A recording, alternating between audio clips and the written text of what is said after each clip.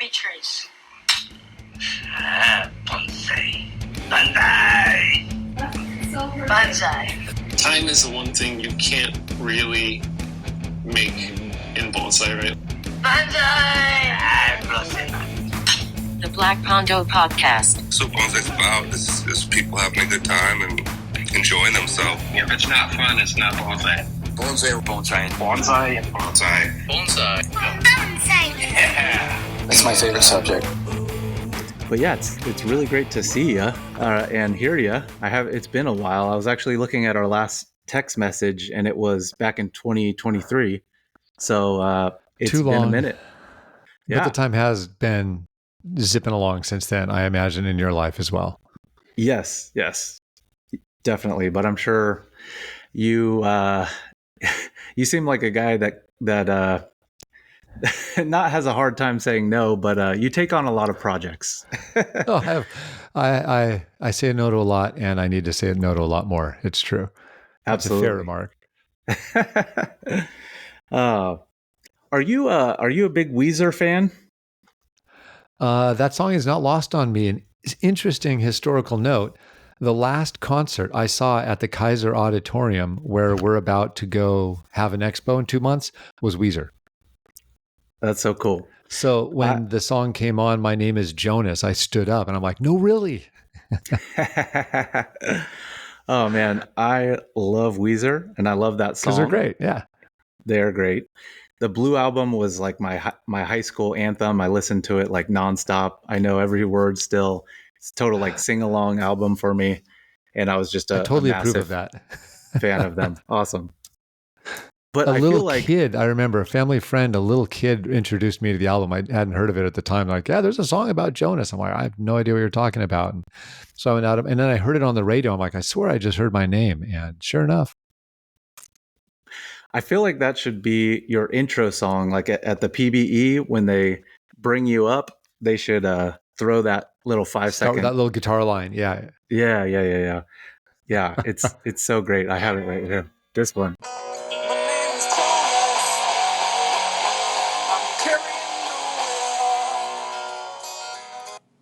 Just that. Just throw That's that totally on there appropriate. and then bring you up. That would be awesome.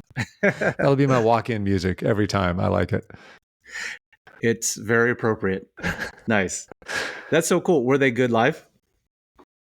They were. It was a very traditional, just kind of rock show where they just kind of stood on stage. There was nothing fancy in the set. Weezer was in lights behind them and it flashed, and everyone was just kind of screaming and cheering the whole time. But yeah, just totally straightforward show. It was it. Blue had come out, and maybe, I forget if it was right after Blue or if it was maybe after their third album. But yeah, it was a good show. It was fun. And Cool. literally, their stage was set up right where the vendors are going to be for the expo. That is rad. And, That's so cool. and I was looking and I was sitting just right on the other side of where the exhibit was. So right underneath the windows is where I was sitting, which is just in hindsight pretty hilarious. But it was a great venue. And so I used to go for a bunch of different events, as much on the arena side as on the theater side. I used to go see whether it was classical performances or dance performances on the other side.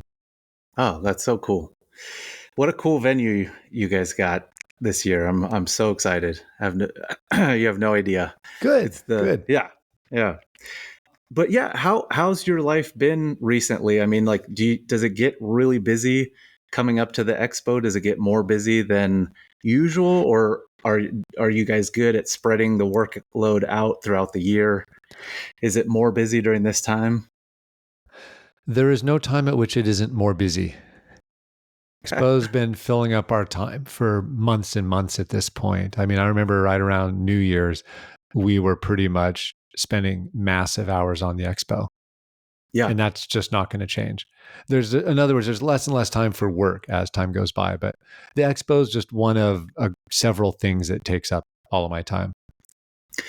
Yes, you're a very, very busy man. In fact, yeah, it's really an honor to have you on, by the way. And I am a huge fan of everything that you're doing. And I feel like you have, I think you've really earned a spot in the Bonsai Hall of Fame with all the things that you do, with the book, the blog, the expo. and everything else that you do. It's just incredible how much you've contributed to the American bonsai scene and just like our growth overall. I think you play a big part there. So thank you so much for that. Well, thanks. I appreciate it. I'm just trying to live up to what my teacher did, which was an absurd lot to kind of move things along within the community. Absolutely. So yeah, I actually it's really cool, Jonas, because I was in BIB with you. I joined much later than you did, but I remember at certain at certain BIB shows, there was a lot of parking lot conversations. I don't know if you remember that, but like, Yeah. I remember seeing you and Eric in the parking lot, and you and Dylan, and sometimes we would talk about it, or Peter T. And I remember hearing you and Eric talking about a potential expo, and it was just like an idea back then, I feel like. And then seeing it come all the way now to where you're in the second show, it's just so cool to see it come from just an idea all the way to like this big, grand, incredible thing that it's turned out to be. So props for that. So cool to see. And it's been so fun to watch. I hope it's been fun to join in too. Definitely. Absolutely. So yeah, I mean, we can totally talk about whatever. Mostly, I had some questions for you about the expo and just about life. Had a couple other little topics, but we can go as long or as short as you'd like. Please feel free to cut me off at any time. It's great to see you, man. Oh, that sounds great. Well, I'm happy to catch up. So just throw what you got at me, and we'll go from there. Awesome, sounds good. Yeah, so I guess like, can you talk to me a little bit more about what life has looked like, heading up to the expo? What is that process like? How often are you talking with Eric and Andrew, and how are you guys meeting and talking and dividing work, and what's that looking like these days? At a very high level, there are a lot of phone calls and texts. And on top of that, some in-person meetings. So yesterday, for example, Eric and I were at the venue, and I checked in with Andrew before and after the visit to the venue. And Nice. So it's funny, we spent, was it yesterday or the day before? We spent maybe 2 hours on the phone, and the majority of that was actually planning out the third expo. Interesting. Okay. You're moving. And so there are always multiple threads or strands going on at any given time, and we're always it takes a long time to make changes to something or to put a lot of these visions into practice. And so we've actually all three of us been thinking a lot about what the next event is going to look like and kind of where we'll go from here. And we don't even have the feedback yet on the second to know how that's going to inform the discussion. For sure. Well, that is definitely music to my ears. And I feel like for me, I think the biggest thing that I hope happens is that this just keeps going and you guys keep putting these expos on. And so I guess like one thing that I would love to kind of suss out from you is how does the community make that happen and support you guys to ensure that future expos can go down? Because I think it's just so important for the bonsai community and our growth and expansion to continue having these. And I think that's extremely important that we support you in the proper ways, So I'm hoping I can keep asking you questions to dig in there a bit more. Oh, as much as you want, because I'll keep answering. The very short answer is participation in all different forms. And so if we would love to provide a service to the community, and if the community appreciates that service, then we'll happily keep doing it on our end. Specifically, that means we have people who get tickets to the event and that they volunteer to help us put on the event. And those are really the two most important things that people can do. Nice. Okay. I was going to say there's one brief difference between us and your average bonsai club or organizational event, which is that there's a membership. And so most of us start out in a bonsai club and we're used to relying on the membership to put on the show, to do the planning, to do all the work at the event, but we don't have members. And so it's funny, as an exhibitor for the expo, we need to kind of create the understanding that we actually expect you to volunteer. We expect you to do security all weekend. We expect you to help out and sign up for stuff. It's that kind of participation among the exhibitors, among the attendees, that is going to make it possible for us to keep doing these. Very nice. I think I jumped in a little bit too quickly. I want to ask you more about how the the volunteers are going. But before we do that, I think it'd be a good idea just to kind of give like a brief overview on the show, just in case anyone is like, "What are you guys talking about?" Mm-hmm. Yeah, I can tell you any little bit of it, and just keep asking about it. It's essentially a bonsai show, a vendor area, and some programs and demonstrations and talks. And so we'll have roughly 75 outstanding bonsai from all over the US. We have trees coming from points northeast, south, and west. And it's going to be a pretty amazing show. There are a few pretty special trees that people are going to see when they come this year, and we're very excited about that. In terms of the vendor area, and we can talk at great length about this if you'd like, we have over 50 vendors lined up, and this should be one of the best shopping opportunities ever. We are going to have an unbelievable number of potters, pre-bonsai growers, and pretty much everything else in between. So it's going to be an absolutely unparalleled shopping experience, which I'm personally very excited about. And I know a lot of us are kind of holding back a lot of material just for the event. I'm probably bringing 12 to 15 mature bonsai, as well as a couple dozen trees I've been growing from seed for about a decade. And all of these I just have not been making available for years now, knowing that I want to make sure they're available for the event. And then, our vendors actually include not one, but two of the top potters in Japan. And I know not a lot of US shows can say that, which we're pretty excited about. And then, beyond that, we have a number of demonstrations, talks, and lectures by some of the top practitioners in the US that'll be keeping people entertained throughout the weekend. That is absolutely incredible. I'm so excited for it. You have no idea. This is the thing that I am personally most excited for in the entire year. It's just so exciting for me.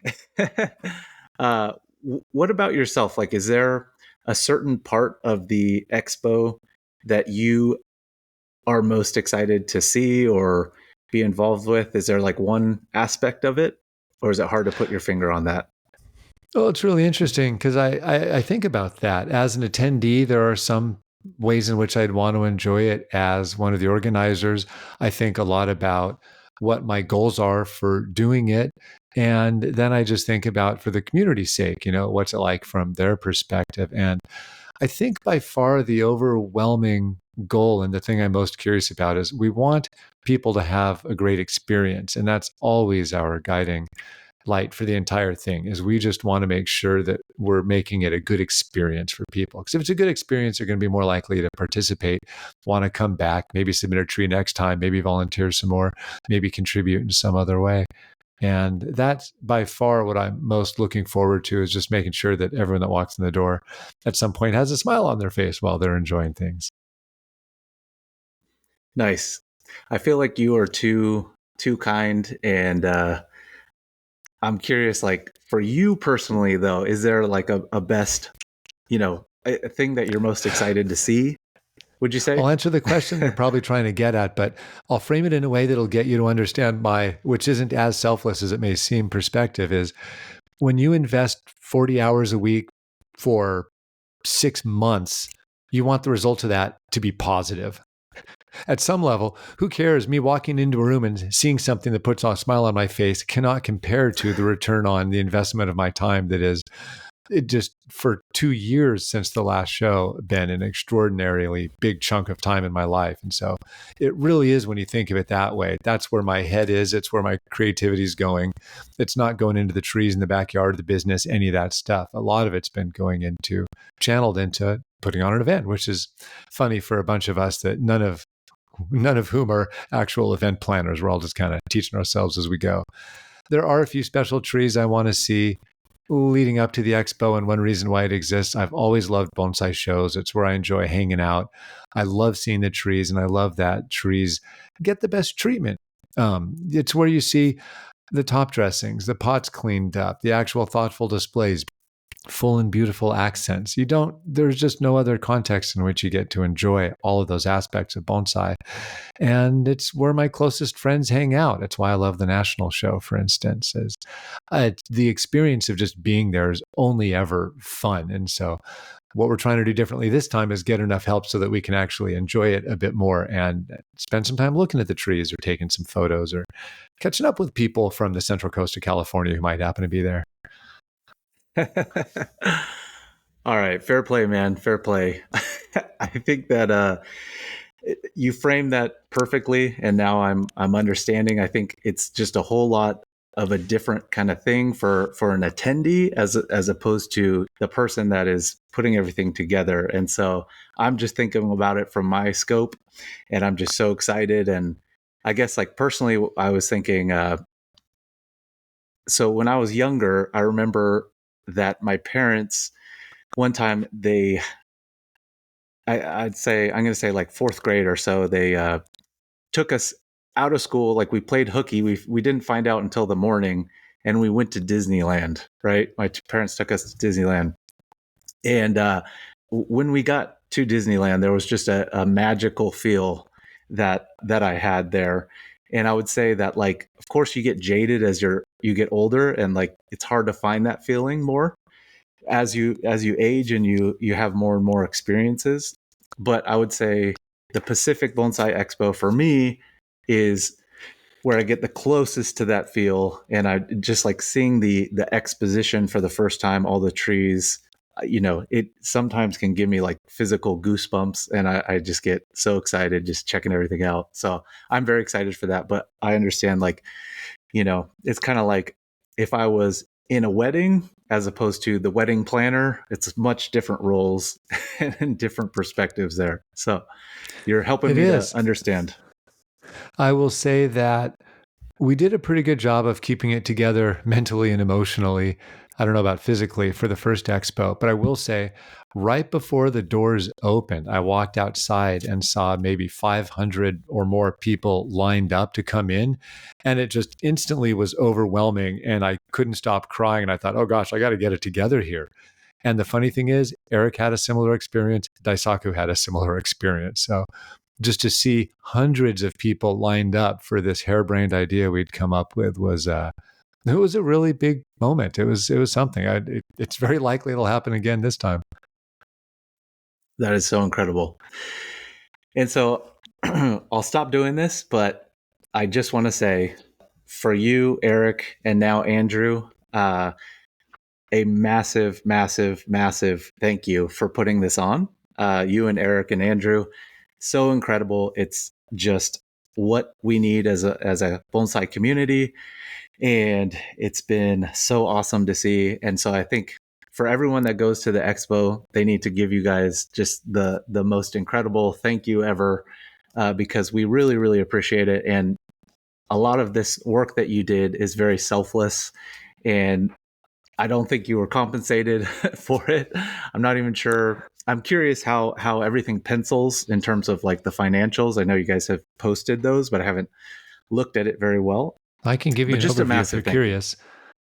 Yeah, I am curious. I mean, in my opinion, I feel like you really deserve to be paid for this because it was a job that you took on to organize. But yeah, would you let me know how that's going and how that's looking? Yeah. So for the first event, it was pretty straightforward. It was essentially 6 months full-time work for Eric and me last time. And I spent more or less $100,000 of my money, and we earned $100,000. And so that was the business end of the expo last time. And so then we spent the money we didn't earn to make a nonprofit. And so we invested in that last year, and we spent a ton of time in 23 putting together a nonprofit organization, setting that up. And there were a lot of people listening, I'm sure, have done that. So they know what goes into it. So we took care of all of that to get set up to do this as a nonprofit again this year. For our second show, our overall budget's going to be about $200,000. And our goal is to make enough money so that at minimum we can cover the deposit for the rental, the venue, for our third show. That's one of the main reasons we're trying to save up money. There's a lot of upfront costs. We've got accountants, bookkeepers, lots of software services that keep us going, and we're doing that all as a nonprofit to keep our overhead as low as possible. But and we're on track for that right now. The main thing is that we just want to make sure that lots of people come and support not only us, but support the vendors, because it's when the vendors do well, that's when we know we've been a successful event. Absolutely. Yeah, definitely need to support the vendors. I'm sure they're going to get a lot of patronage at this show. But yeah, this show, I mean, it needs to pencil. It needs to make financial sense, in order for it to continue. And so and I feel like right now, even if you guys break even, like, to me, that's not where it should be. Like, I think you guys should be paid. There should be extra money left over. And I feel like that's very important for the show to continue. And I know that reason has made certain shows not continue. Like, I think Ryan Neal talks about the Artisan Cup didn't continue because of probably much of it was financial. I'm sure there was other issues there, but if it doesn't pencil, it just doesn't make sense to me. So I'm very concerned about that and how people can help there. Yeah, and it's comic in hindsight how silly the mistakes were. I mean, I can tell you in one sentence 2 things we did wrong for the first expo that led to it not being more profitable, but we literally didn't think to include a contingency for additional costs that came up along the way. And it didn't occur to us to actually pencil in a margin profit. That just wasn't in the budget. So we budgeted to hit it right on. And then when contingencies came up, we had no extra money for that. And so that's why it ended up breaking even perfectly. Not because that was our goal, but just because we didn't have experience planning those kind of things. So you can guess what the first 2 items were we added to the budget this year: a contingency and enough blue skies so that we could at minimum cover deposit going forward.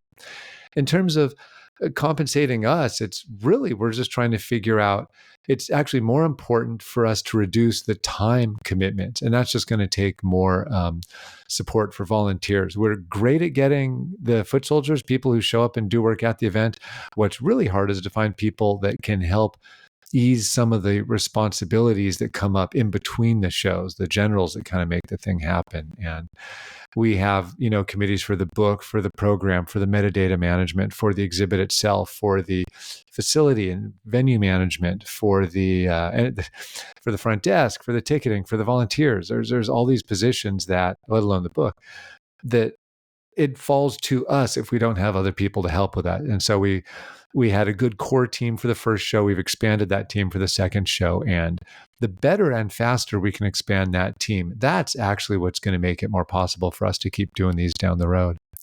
Financially, it's going to be more a matter of, is there demand from the community? And if enough people want to come and buy tickets, then that'll take care of everything. And if the community doesn't want to come, well, then we probably need to put on a different kind of event, because there's just people vote with their feet in that case. And that's what we are most interested in, is if it's a miss for what the community wants. You and I love this event, and we'd happily go to it we'd go every year if we could. But that may not speak to everyone in the community. And so we're just trying to figure out what's the best fit and how can we learn to make sure that we're kind of hitting the nail on the head in terms of what we want to offer people. Nice. Can I pitch you a possible bad idea? Oh, as many as you have, I'll listen. I guess one fundraising type thing, and this is just taking it from good old BIB show days, is did you ever consider doing a silent auction of exhibitors and vendors' trees? I guess I was thinking, I have trees that I would sell, and the way I could see it working is if you did like a silent auction, you had a kind of maybe a high price point. So it was a quality auction where we have really good quality trees, maybe pots, say like you set the minimum retail value at $400 or $500 or something. You did a silent auction, so you didn't have to get an auctioneer. And then maybe you just opened it up only to people that are exhibiting, vendors, or donors, and they could just sell their trees. You guys would take like 20%, 25%, and then the rest would go to the person that owned the tree. What do you think? What do you think about that idea? We actually have put in a lot of energy into thinking through how we can make something like that work. So in general, it's a fantastic idea, and I think we will be able to do it at some point. What we've run into are a small number of challenges. One being, is there enough material out there that people want to sell? And then we have questions of physically in the room. Where do we put these trees? Who's responsible for guarding and managing these trees? At a show where most of the people who'd be buying these trees fly in, will they have a way to get these trees home afterwards? Or is it just going to be for the local people? And you start getting, and then physically, is there space in the room? And when's it going to be? Are we going to take time out of the show to do the auction? Are we going to add another day to the event? And so mostly for lack of resources in the planning, that's why we didn't do it. But if there were someone to manage it, an extra room in the venue to do it, and enough interest from people like you that have material that could go into the event, I think we could definitely do it. And that's the kind of thing that we're trying to figure out for the next event is, could we kind of bake in space for something like this and time for something like this to make it possible? We actually are excited about auctions just to provide access to the community to reduce trees from their, remove trees from their collection, as well as add trees to their collections. It's liquidity in the market for nice materials always been a challenge at pretty much every level, and we'd love to be able to help with that.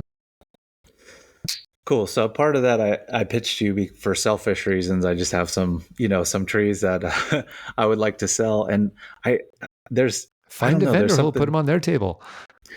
I could definitely do that. Definitely do that. There's something about me that really hates picking a price point, which is kind of funny. And so I love the idea of an auction because I can let the market actually dictate the price. Mm-hmm. I don't want to set it too high because I'm going to feel like, not a nice person. I don't want to set it too low because I feel like I'm not getting the value that is appropriate. So I always love auctions, and I think they make a lot of sense for bonsai. Just I'm with you. Yeah. I mean, I was the auctioneer for BIB for many years, and when I wasn't auctioneer, I was doing the bookkeeping for the auction. So I actually used to go to different clubs and do auctions around California, 20 years ago. And so I'm a giant fan of auctions in general for those exact same reasons you outlined. Solid. I was thinking, so back in the BIB days, I believe the club would collect the money and then distribute it to the owner of the tree.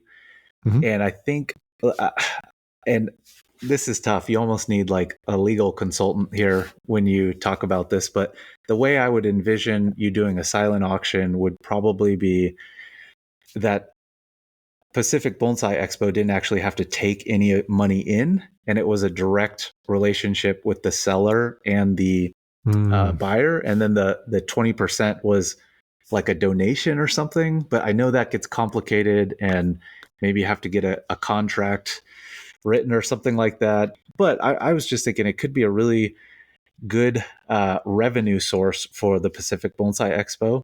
And if you started with a high price point, let's say like $600 minimum for trees, then it would probably keep it somewhat small, or maybe you could go even higher than that, and you could do kind of like an experiment for 1 year and see how it goes. All right, I'm done. I won't pitch you any more ideas there. No, do. Well, I mean, you now know who I'm going to contact first when we start hitting people up for trees, because I know as among us organizers, Andrew, Eric, and I, we talked about this a lot, actually. And so we all have trees that we'd be happy to put in. We just didn't know how many people outside of that would be interested in participating. Gotcha. Makes sense. Very cool. So, were you able to delegate a whole lot more this year as opposed to like doing all the tasks compared to last year, or how's that time look? And I know you expressed some challenges there with like delegating maybe the high level things. So definitely no, we've not been able to delegate much more. But we did get a big benefit in that there was a lot of work we did for the first one that we did not need to do at all for the second one. It just because it was done, we figured it out. And honestly, that feels absolutely fantastic. Our crucial flaw this year is that we did 3 new things this year, which have entailed a way, way more work than we ever would have imagined. It seems really, really simple on the surface, but by offering food at the event, by doing demos, programs, and by switching the venue, that alone is like doing another event. And that's on top of everything else. And so it turns out that it might even be more work than it was for the first time. Yikes. Oh boy. Oh boy. Well, thank you again, man. Oh gosh. Well, what is it that you're so excited about? You've mentioned that you're excited. What's going to put the smile on your face when you walk in the door? I mean, you're going to see the show during setup, so you'll see all that. You'll judge the show Friday afternoon, but let's say at our reception Friday night, like what's going to be exciting, or Saturday morning when the vendor area opens? Well,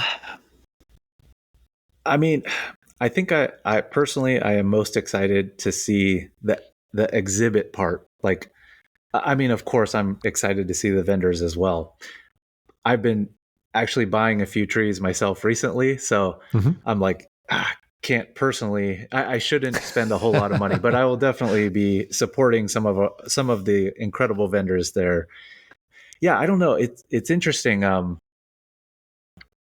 I just love to see where we're at as a bonsai community on the West Coast, in terms of like where's the bar, what kind of quality do we have. I just love to see the variety of the trees, which trees show up.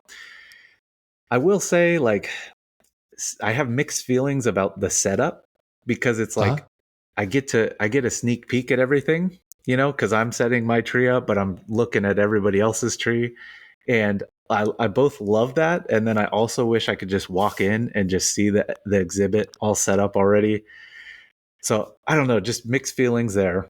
And then from the vendor area, you guys have so many great vendors. It's hard to say. Personally, I'm a massive fan of Austin Heitzman. Always love seeing what he's got on display. His Jitas. Now's pots are just so incredible. Really curious to see the vendor that does 3D printing of pots and then brings them in. Or I think he's from another country. Do you know who I'm talking about? No, I don't know who that would be. Shoot. Hopefully he's actually vending and I'm not just making this up. What is his name? His glazes look very similar to Koyo. Koyo. Do you know who I'm talking about? So now? that would be from New Zealand. Yes. He's coming, right? Yes. Okay. Yeah. So I don't know. Have you seen his process very much of the 3D printing of the? Okay. I haven't seen any of it, so I'm actually really interested to learn more. Yeah, and I don't know much about it. In fact, I would love to interview and talk with him at the show, but it looks like to me he creates molds by 3D printing the mold, and then he somehow pours the ceramic body into the mold and then fires, which is a little bit different than a lot of people are doing, but his pots are extremely precise because of that 3D printing molding process. I've seen the pots, but I haven't seen the process, so I'll be really looking forward to that. But yeah, Richard Carney from New Zealand. His work's just stunning. Absolutely. His glazes are phenomenal, for sure. So, yeah. That's what I would say about that. Well, that's funny what you said about walking into the show, because I had kind of the same reaction. When you're watching the show take shape, it's very different than just having that impactful moment where you go from nothing to everything. And it's a big wow moment. And I remember as the sun was fading on the last one, as we all left, the light was really neat because the light was low and the trees all had this glow around them. And it was pretty spectacular, actually. even though we'd been working there all day long, everything was only cleaned up right at the very last minute. And so you could kind of look up and down the aisles and think, wow, kind of happy with how that came out. That's so cool. How are so volunteer wise, you're saying you feel good about getting the volunteers in terms of like actual work on show day? You're good there? Oh, we need a lot more. Really? Okay. Sweet. We're halfway there. And so we need people to do that. And so I'm actually going to be sending a note out to the exhibitors, to everyone who will listen, is we need people to contribute their time, whether, an hour or two here and there. And for people who don't want to pay tickets, you can get in for free by volunteering. If you work 2 hours on either Saturday or Sunday, you get a ticket for free that day. And so we're trying to make it easy for people to participate that way. But we filled half the spots in the last just week or two. So we're off to a great start. But I would love to make sure we had unmet volunteer slots for the first show, which was odd because we were sold out and people were unhappy they couldn't get tickets, but we didn't get the volunteering. And so we're like, okay, we have expanded volunteer opportunities this year, hundreds of them actually. And so there's still, as of now, 150, 200 slots open. Gotcha. Okay. I'll throw my name in there on one of those as well. And we'll post it on Instagram and try and get the word out there. What else do you need? Like, Really, we just need people to show up. And so one thing I'm telling people is if you're a vendor, tell your customers to come. If you're an exhibitor, just invite one more friend than you invited last time. If you're affiliated with a club, try to just convey what it is, what's special about shows and how people can benefit from attending. We actually get a fairly small percentage of the bonsai community in terms of average club members, and there's a lot of reasons for that. And so one thing that's happened over the last 5-10 years is fewer and fewer clubs are oriented around shows. They're more month to month, who's talking this month. And there's kind of no overall, how are we improving your trees? Why are we improving our trees? And in general, it's for exhibits. And so I've been talking to a lot of clubs just about how to kind of bake in this appreciation for events, to try to normalize what it looks like to volunteer, what it looks like to make our trees look as beautiful as possible, and what the options actually are in terms of our shopping opportunities. Do you know of any clubs that have said that they're coming? I guess personally, I'm like, man, I think that's like the coolest thing that a club could do is roll up and rep their club at the Pacific Bonsai Expo. Do you have any that have said that they're coming? It seems like a genius idea to me. Yes and no. A great example is the Minnesota Bonsai Society showed up. I mean, there were more than a dozen people that came in from Minnesota to the show. And that tells you that they're doing a great job kind of promoting the importance of bonsai exhibits. For all of them to make it that far is absolutely outstanding. And I got to meet a lot of these people in person just a couple weeks ago when I was back there to see their show. And it was super fun to catch up and know that there's another big crew coming out this year. And so another thing is there were a couple of clubs last time that decided to take on portions of responsibilities. And I thought that was really fantastic. For instance, one club took on the backdrop making, another club took on aspects of the security at different parts of the day, or the volunteer management. And so we are getting bits of that. And I just think there's a lot more opportunity to say, hey, we're going to take on XYZ. I will say that the local clubs have done an awesome job this time, and that a group of clubs are together sponsoring our shuttle buses. We're going to have shuttle buses running on a loop to and from the hotel and to and from the bonsai garden at Lake Merritt, which is, I kid you not, they're spending a full 12 months cleaning up the garden and the bonsai at the garden, knowing that they're going to get a ton of visitors at the end of next month. That is so cool. And man, I want to see what clubs are out there. I'm excited. I think it'd be really cool if more clubs got involved. I hope that happens. Seems like a great idea for a club to sponsor a specific aspect of the show and really like take ownership of that. And I just think it'd be a great, I mean, like what else, what else is a bonsai club for? Like, I think that's like the definition of what they should be doing is seeing the most badass bonsai show this side of the Mississippi. That'd be the number one thing I would actually love to see more of in clubs, is just to just have an underlying conveying the importance or the excitement that can come around bonsai shows. I mean, it's what got me excited about bonsai so long ago. It's like, wow, these get really pretty when you clean them up. And then when you get to meet and get to know the people that are also participating in the exhibits, you make friends with them, you learn from them, and you can really speed up your learning. And so when I think of how many of my best moments in bonsai have been around exhibits, I would just love to do what I can to help clubs convey that same kind of excitement to their memberships. Very nice. Very nice. I know that you said that you, Andrew, and Eric were talking about the number 3. Was just curious, just for funsies. Do you, I won't hold you to any of these. Can you give us any juicy details or any tea on like maybe what we could expect in a future one? Well, I can tell you what we're thinking about, and not for lack of secrecy, but for lack of, you'll understand really quickly. One of the biggest aspects to the success of an event like this is the venue, and finding a good venue that conveys.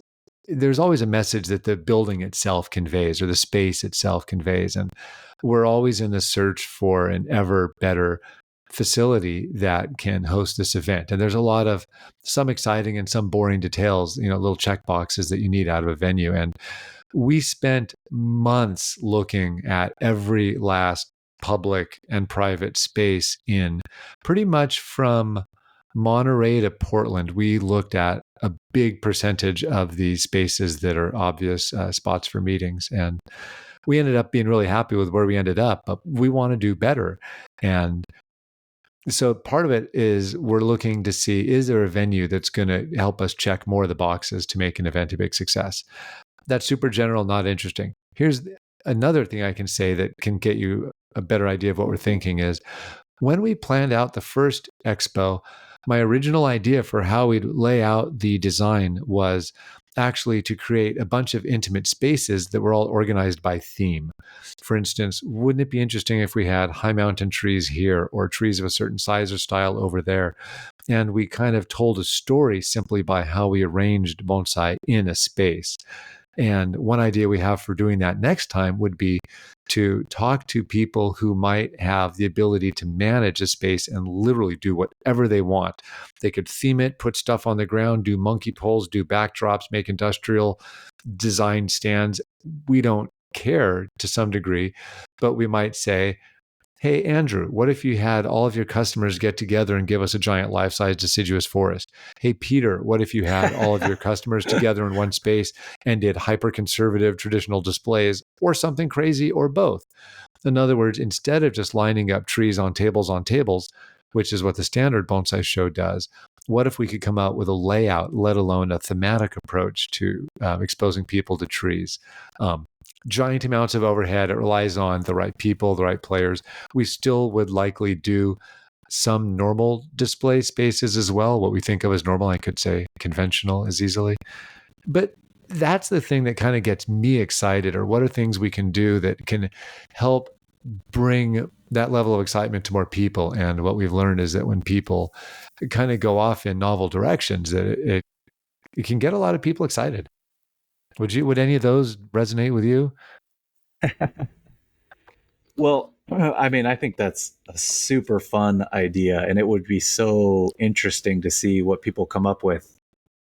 And just when people get experimental at the Pacific Bonsai Expo, for example, like Michael Hagedorn's little pine on that cool metal stand that was created, and then the Pacific Museum's lab project. Those were like some of the coolest displays, in my opinion, just because they're different and they're just so fun and interesting to see where people's minds wander off to and how they create what they create.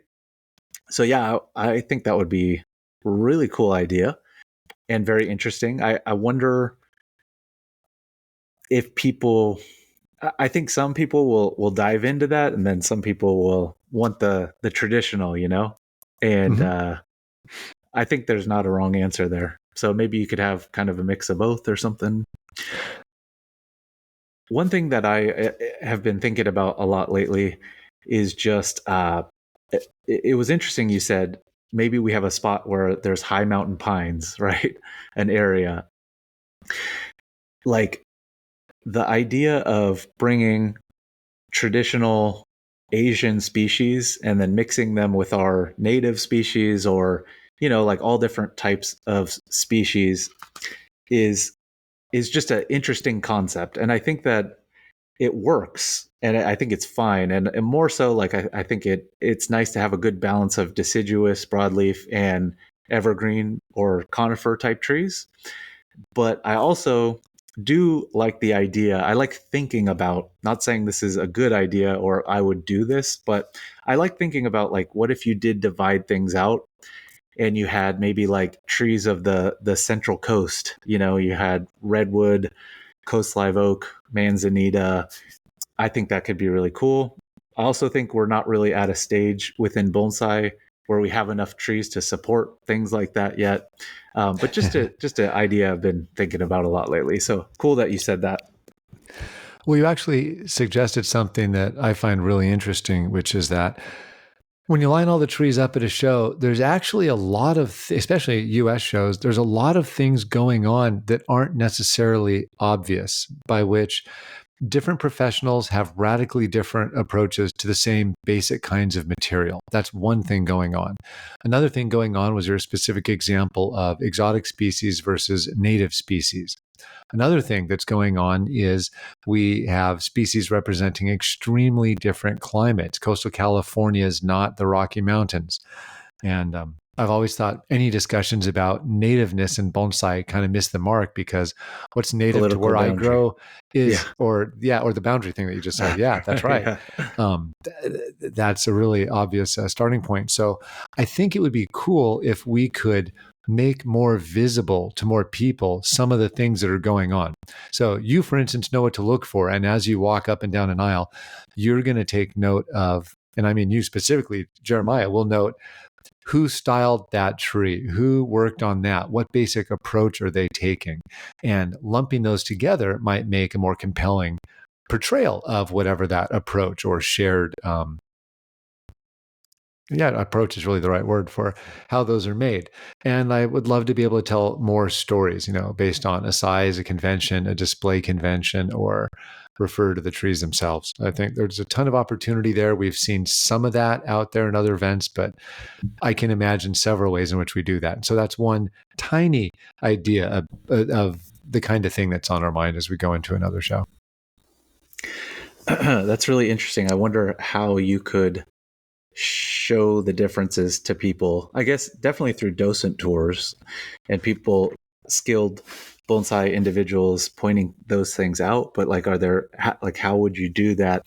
The funny thing I always think about when I think about blending Asian species with, say, for example, coastal California species, right, is it almost feels like with food, when you blend, let's say, Mexican food with Japanese food, and you get the ahi fish taco in like a wonton wrapper, and like, is that a good thing? Do we need the fusion, or should we have it keep things separate? And that's kind of where my mind goes. Kind of a funny example there. Well, it is a funny example because is it a fusion of the elements into one new whole, or is it simply a juxtaposition of elements? Because those are kind of two different things. And right now we've got lots of juxtapositions going on within the event. And so whether or not there is fusion intentionally, there's always going to be some fusion that most of the people in the room will be using conventional pots used in Japanese exhibits, which are not super informed by the tree's needs, as opposed to by a very narrow construction of conventional bonsai display. We can say that about the branch designs. We can say that about what species we're using. So there actually are a lot of conventions there. And I think by grouping things, it just makes it a little easier to tell the story. I wouldn't want to beat people over the head with it and let them kind of make their own, decisions based on what they like or don't like about that. But when I think of all the non-bonsai people that come to events like this who appreciate them as just artistic events, it just becomes really easy to say, here's our High Sierra stroll, here's our coastal stroll, or here is one artisan's approach, or here is another artisan's approach. Those are some really neat ways of cutting it up. Very We're nice. also actually, they also add the judging would be reflected that. So we're actually planning to radically overhaul the evaluation of the trees based on whatever approach we end up taking. Gotcha. Okay. For this upcoming show, is the judging going to be the same as the last show? Yep. Just Okay, about nice. exactly. We have 9 different category or 8 categories. So there'll be 8 category awards and then a best in show. And the mechanism will be just like last time. As an exhibitor, you will have 2 hours to evaluate every tree in the room on a scale of 1 to 5. And then you'll be able to rank your top 3 selections for best in show. The only Very difference nice. is we have a few new categories. What are the new categories this year? If you The remember large off the top of your categories head. getting split in half. So we have small and medium, and then we have large deciduous, large broadleaf, and large conifer, and extra large deciduous, extra large broadleaf, and extra large conifers. I'm excited for the judging process, and I feel like it's just a really good exercise. And I recently listened to Ryan Neal speak about it on the Mirai Live platform that he has, and he talked a bit about the Pacific Bonsai Expo. You know, he kind of called some people out for not putting enough effort and focus into it, and I think I kind of agree with him. And so this year, I really want to put 100% of my brain focus and power in there, spend a lot of time, and really think about things as deeply as possible and do a very good job judging. I think that's extremely important, but I'm excited to go through that exercise, and I think it helps me as a hobbyist improve in terms of what I think is good. And yeah. Well, good. We're actually trying to find ways to support the judging process by providing some kind of learning assets ahead of time. Actually, this just came up last week. So this last week's post was about how to judge an exhibit. Someone wrote in and said, "Hey, I have to judge a show. How do I do that?" And so I sent him a handful of resources on the topic. It's a deep topic, and if you're talking about that event or the live stream that Ryan did about how to be an exhibitor, how to be a judge or jury member, that's an absolutely fantastic program. I'd recommend that anyone who's interested check it out. It was really well done. And he brought up actually lots of really good points in there. And I wish more people would think through those things because there are a lot of good points. It's hard to be a good judge, and there are a lot of things that come up in judging. I don't know that we have anyone that's a perfect judge. And so I would say everyone should just let go of that idea, including the professionals. I don't know a professional who has an equal depth of knowledge for display and cultivation approaches for every last size and species. Like that just, as far as I know, does not exist. And that includes literally everyone practicing in North America. Some people are a lot deeper than others, but even then you have expertise within specific subcategories. So that's why we kept the process simple. You get a score of 1 to 5. And if 3 is the average tree in the room, that means that an above average tree in the room gets a 4 and a contender for a prize gets a 5. That's pretty straightforward. Then it's just a matter of finding out whether or not people feel comfortable to identify or distinguish an average tree from an above or below average tree in the room. If you can do that, then you're in pretty much good shape. For sure. I feel like we almost need to take like a unconscious bias bonsai training before judging. Well, we did that last time. So meaning from our end, we actually did hundreds of test judges using different scales to identify which biases came up. And we actually implemented a bunch of anti-bias measures into the judging process. And I think they worked. Doesn't mean it's perfect. We still have human judges, but we did that exact thing. We literally had a couple massive online adventures and many in-person judges. So there were very few surprises in the results of the process, just based on how much energy went into coming up with that up front. That is fantastic. I guess what I am thinking about a lot personally is just like I know that I'm biased towards certain types of trees. And I also am just unfamiliar with certain types of trees, like say, uh, like a bald cypress. I haven't spent time up in the, collecting them in the swamps. I've never actually even seen a bald cypress in person, growing out in the natural environment.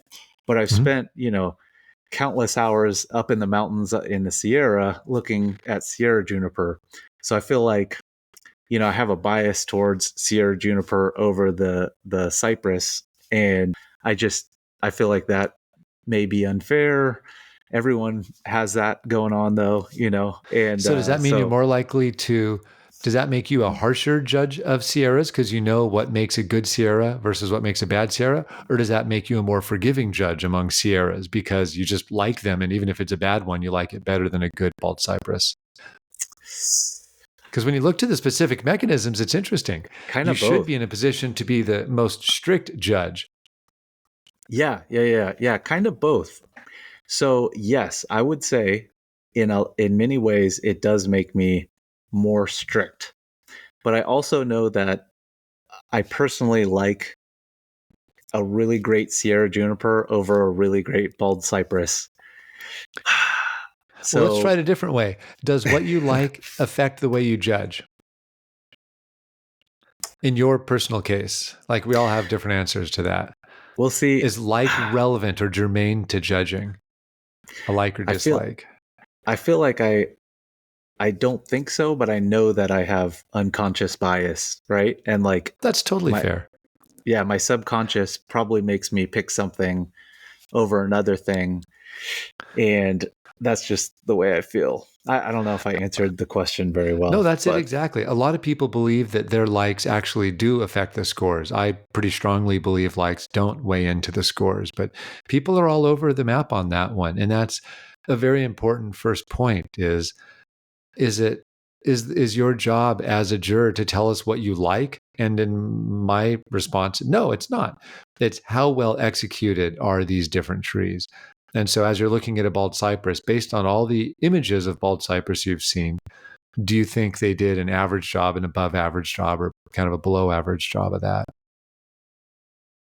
And that's a good example because the jury's still out about what the perfect bald cypress bonsai can be. There's a lot of species we're familiar with, but I don't think we've fully gotten the most out of them. You're displaying a redwood.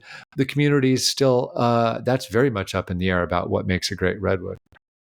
Absolutely. The biases that I worry about are things like personal approaches. Like I like the way that person styles things. And so what other people do isn't different, it's inferior. And that's a form of bias that's really hard to deal with, where for most people, different actually isn't different. It's just inferior. That one's harder to measure. And then I'd say, great, submit more trees to find like-minded people. And then you all cancel each other out and we'll get a good answer. Totally. Jonas, you are so smart and you're so good at explaining the points that you want to hit on. And I always love to get your perspective. I had a quote recently that I kind of stole from the koi hobbyist world and that I like. And I think it kind of applies to bonsai as well. So I heard it from a koi judge, and I'll say it in bonsai terms. So basically the quote was just, I'm more into bonsai appreciation than bonsai assassination. So I'm more into bonsai appreciation than bonsai assassination. And I think it's an interesting one to ponder about, and I love to get your perspective. So I just wanted to say it to you and like hear what your thoughts are when you hear that. I guess I'm curious, like when it comes to other people's styles, right? Like, so everybody styles their trees differently. Peter T has his approach. You have your approach. Andrew has his approach. And then, hey, say Walter Paul may have a very different approach. There's just all these different approaches. And obviously, we are going to prefer, everyone has a bias towards liking a specific way of styling trees, right? But I think that sometimes I find myself getting a little bit jaded and not allowing myself to appreciate trees because like I know what I like and what I dislike. And I don't want this quote to say that it's not good to be critical about bonsai. Like, I think that we should be judging bonsai. I'm all about competition. I think competition brings out the best in us, healthy competition. And things like the Pacific Bonsai Expo are incredible. I just think that we all got into this because of the appreciation aspect. We all appreciate bonsai. And I think that the quote just kind of perfectly sums it up for me. Like, I think in my life, I'm going to know what's good and what's bad bonsai, or different approaches. I want to learn how people approach bonsai on a different level. I want to know what makes a great tree and what makes a poor tree. But overall, I always want to appreciate bonsai. I want to be more into the appreciation. Want to be more into bonsai appreciation than bonsai assassination. I don't want to like talk smack about bonsai too much. I don't want to get too jaded and not appreciate bonsai trees. Long, So for weird this rant. quote to resonate within the koi world, what do you think was meant by assassination? Like, if you were to restate what you took his meaning to be, what would the quote be, just without using that word? I think that in the koi world, people are very strict on every little aspect of the koi, just like we are with bonsai. You know, like, how good is the pattern?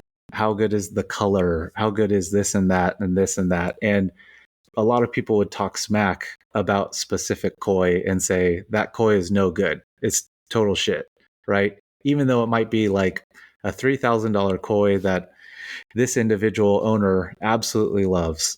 So I think this koi judge was saying it's okay to appreciate koi and to still love them. And let's not spend so much time on the assassination. Let's not just like tear this koi to bits. Let's focus more on the appreciation aspects, the good over the bad. I'm just curious your thoughts on that. The first thing that comes to mind is what a critique is. And there has, for reasons unknown to me, long been a tradition of critiques being an opportunity to point out what's wrong with a given tree. And I've never totally understood why that exists, because at no point, or at least rather rarely, does it ever come to pass that someone says, "Oh, cool, a visiting professional. What sucks about my tree?" Because who doesn't know what sucks about their tree? We all know that. That's like the easiest, laziest thing to do is, well, it could be like this, it could be like that. That's very easy for even beginners to do, honestly. What's always interested me about critiques and what I love about doing them is it's an opportunity to talk about where you could go from there. And you have a lot more control over a tree than, say, with a fish, because some things are going to be available and some things are just not. Like each hobby is going to have its own kind of inherent limitations. And so the very act of judging itself is always framed differently for me. And this actually came up from a couple of people who actually wrote me back after my last brief post about how to judge events. Is a lot of people bake in, the whole point of it is to just point out the demerits. And what I like doing is not saying that there's a right way or a wrong way, but based on the approach someone has chosen, do I think they've executed it well? And so, great, you are so-and-so and you study with this kind of teacher. I hope that you're biased for that kind of work because that's why you chose that teacher. So I think a lot of bias is totally natural and reasonable. Where I'm going to get strict is, okay, well, if this is your bias and these are the kind of tenets that your school of bonsai hold, I'm going to judge you based on how well you've executed against this kind of school that you're a part of or approach that you're a part of. And so I don't really have a horse in the race for wanting anyone's tree to look one way or another, but as much as I have a bias, it's very much toward well-executed trees, thoughtful designs, and training techniques that take place over time rather than in the moment. And those, I will admit freely, are all biases, but it's the end towards which you apply those different things, I think, that you get the true wonder and diversity that can make a fun show that highlights all the different approaches. Beautifully said. Nice work, man. Love it. we'll see if it means anything, and we'll see what happens. We publish our scores anonymously, and there were a few people that don't appear to be judging with purity of heart, you could say. And I don't know that I want to go to make it not anonymous, but I'd say it. If you look closely at the scores, or even not that closely, it's not hard to tell what scores are the head scratching ones, and that radically would kind of narrow it down as to where those might be coming from. But the reason we want to do it is literally the only reason we even have awards or judging is for educational purposes. And the reason I've been passionate about evaluation has nothing to do with shows and everything to do with how do you know you're paying the right amount for a tree? If you can't evaluate a tree, how do you know if you're charging a fair price when you sell, if you're paying a fair price when you buy? Otherwise, it's just all based on emotions, which is also fair. But I want to know, is this a fair way to treat a customer? And is this a fair way to treat myself? The more we arm ourselves with knowledge about what goes into a given species, a bald cypress or a ficus, the better prepared we'll be to appreciate it when we see it in a show, know what it's worth if we're buying or selling it, and more we're able to talk about it with our friends as we're standing in front of it at the exhibit. You're presenting on bonsai evaluation? Is that correct? Yes. Yeah. Very nice. Looking forward to that. And so that'll be just a brief rundown of the exercise we did with Bay Island Bonsai for so many years. And it will talk about kind of an atomistic approach to looking at trees. What is it that we look for in different species? What is it we look for in different parts of different trees? And then kind of a little bit about setting a scale, whether a relative or an absolute scale. Then we're going to turn people loose to kind of judge the tree on their own. We actually put the score sheets that the judges use into the program so everyone can kind of play around with the idea or kind of think through what these concepts mean. Fantastic. I think it's great that you guys have all the presentations and educational information going on this year. Really looking forward to all those things and the demos as well. Yeah, we're really curious what people think of them. That it's all an experiment. We know that other events do these all the time. It'll be interesting to see how well it grafts onto our event. All right. Can I go with a ridiculous but fun to me question? Sounds perfect. Yes. All right. Okay. So let's just say for Pacific Bonsai Expo number 3, an anonymous donor comes and says, hey, I want to give you $1.5 million. And you have to put all 1.5 into one show. Mm-hmm. And each of the organizers get $100,000. Any ideas, any guesses for like what you would do in that circumstance? I can tell you what the goal would be just right off the top of my head. And it's funny, in a lot of ways, that's actually not as outlandish as it seems, in that a lot of people put a lot of money into the arts every single year. And so it's not, I mean, it might be exaggerated, but it's actually not that totally crazy an idea. And so I take it seriously. And we've thought about this kind of thing before. If money were no problem, I would say we would want to pick our goals really carefully and then execute against those goals. The first thing that comes to mind is impact. What impact do we want to have on which community? And so the very first thing on that topic would be, do we want impact within the bonsai community, outside the bonsai community, or both? The Artisans Cup very specifically chose impact to the non-bonsai community over the bonsai community. And those were choices of the venue, choices of the lighting, and choices of the display. It had to do with a whole storyline about bringing new people into bonsai and conceiving of bonsai as an artistic event. And they put extraordinary time, money, and effort into doing that. And I thought they kind of nailed it. They hit their goals. Now, that didn't work for everybody, but they had chosen an audience and they, again, kind of executed against that. And so we'd want to do the same kind of thing. I would definitely want a lot of people to see the show. And so we would want to hold it in a place where we could get tons of traffic. We would want money to be no barrier for participation due to the levels of support that would make it free or cheap to attend and or participate in. And it means that the experience for those who do participate would be absolutely fantastic. In other words, there'd be no reason to cut a single corner that could potentially have an adverse effect on the visitor experience. It could do things like bring in trees from a little further away, which could up the overall quality. It could provide deeper educational experiences. It could potentially make the event last a little bit longer, so that could get the numbers down a little bit and make it easier to appreciate the show over time.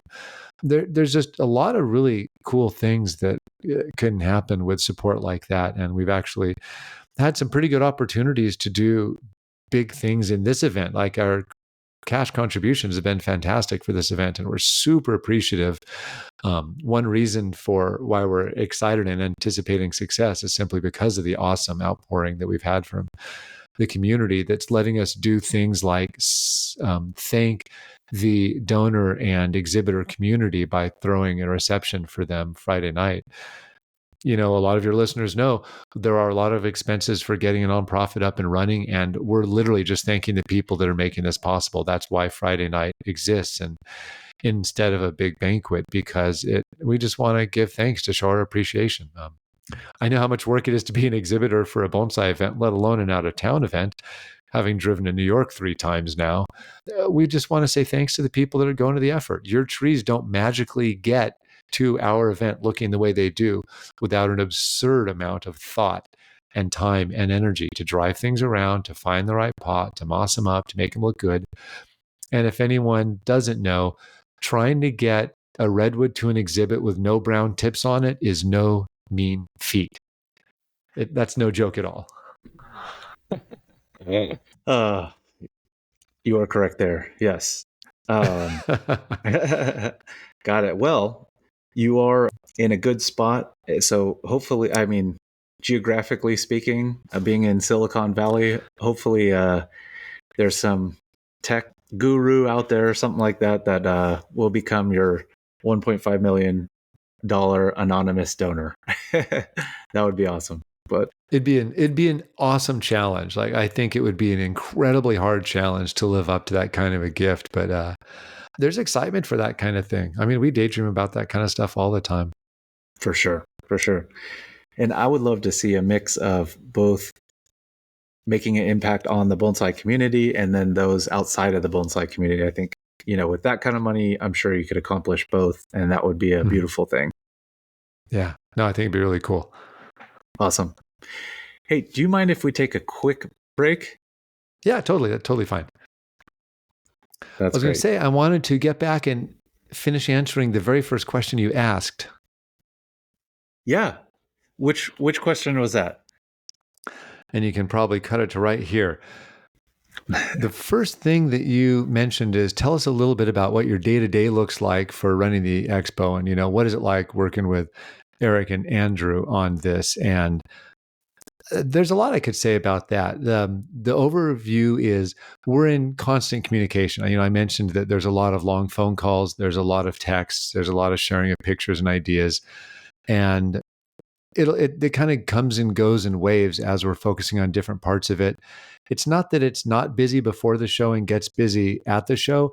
It really is constantly busy because there are different aspects that are timely at different points along the way. And so right now we're cranking to get all of the final information we need from all of our vendors and all of our exhibitors so we can make a program and so we can kick that off.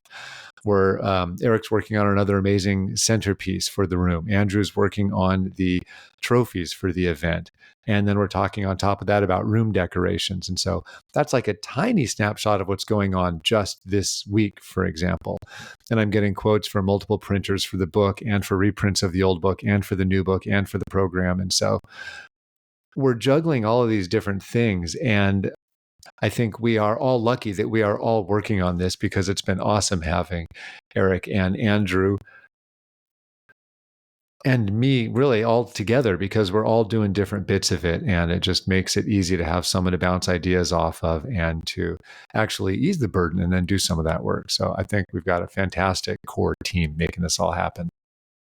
That's very exciting about Eric making a centerpiece. I'm very curious. The John Naka bird thing that he made last time was absolutely incredible. Also, he pulled me up at one point in time and we went really high on, I don't know what it was called, but some type of machine, and absolutely freaked me out. So, Eric, don't ask me to do that again, but I'm down to do whatever else you guys need help with. And very interesting about Andrew doing the trophies is he sourcing that out to someone else or getting help with that, or is he like creating them himself? Or he's working with a craftsman who's going to be fabricating everything, and everything is totally in flux even now somehow. And so I'll just we'll put off the details until they actually come to light. But Andrew's been kind of managing that process for a long time now. Awesome. Yeah. Exciting to hear. So I had kind of a funny story I just wanted to mention to you. And sorry, I'm getting a little bit off topic. That's just, I think I am just get a little off topic every once in a while. I hope that's okay.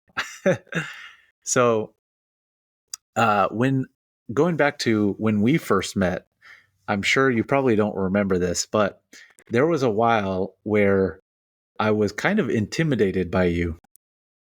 And so when I joined BIB, I think probably met you probably in 2010 or 2011 for the first time, I'm going to guess. And I didn't know you very well. However, we were in a workshop together with Boone. And I remember I had a Sierra Juniper, and Boone helped me bend this branch down.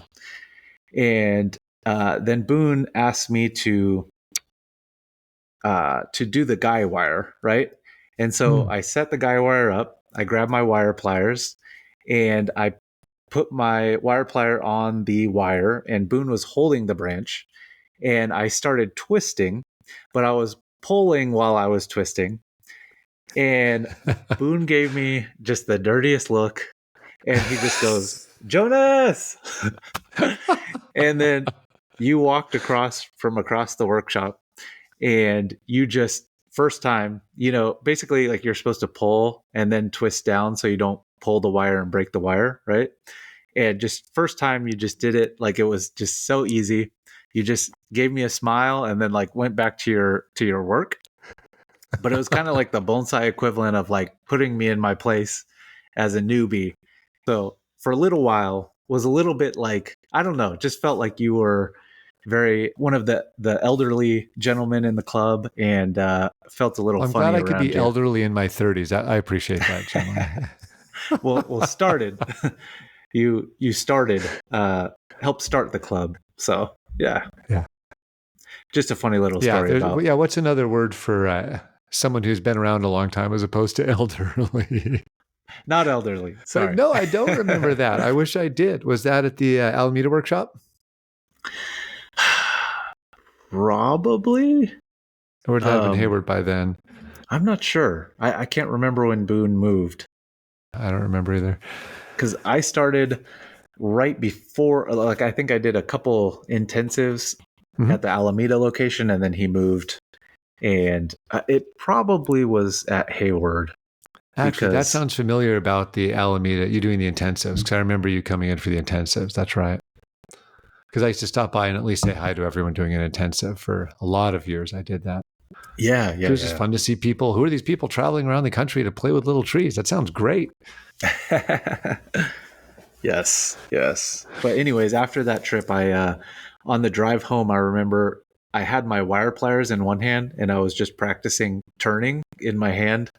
And I was just thinking like, okay, like pull and then twist down, pull and then twist down. And eventually I got it down, but that was a funny thing. It's funny the things that you remember and stick with you in your mind.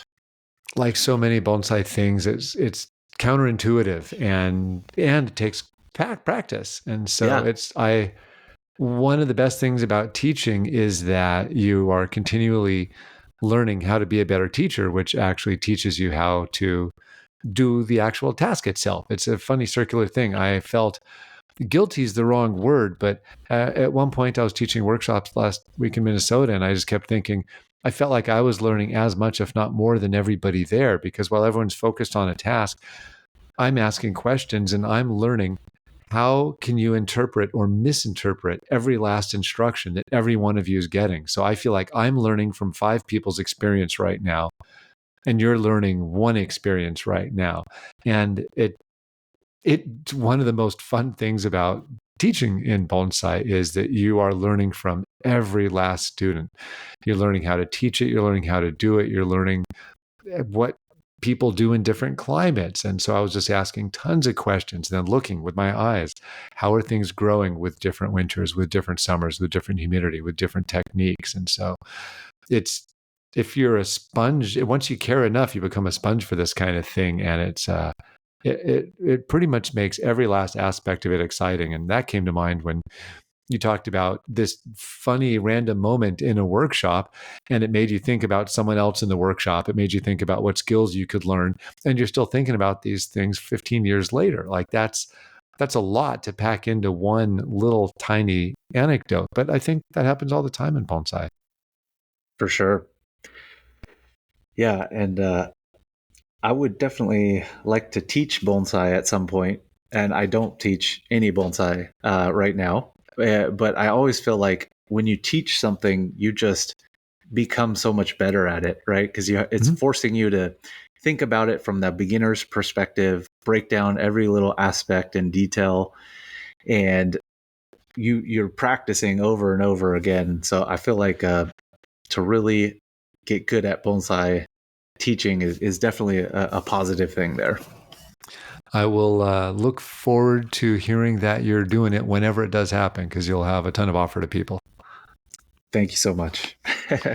Too kind of you. And it's funny that it was a wiring example you gave. I was working with someone just yesterday in the garden who had never used copper wire before. And the short version is, shocker, it's really hard to use copper wire. And I kind of take for granted, oh yeah, there's a lot of little teeny tiny tricks that go into what seems like simple manipulations. And so even if the person doing the work is younger, smarter, stronger, if you don't know those tricks, something like wiring is just not straightforward. And all of us have struggled with that. So that's, I know, familiar to pretty much everybody.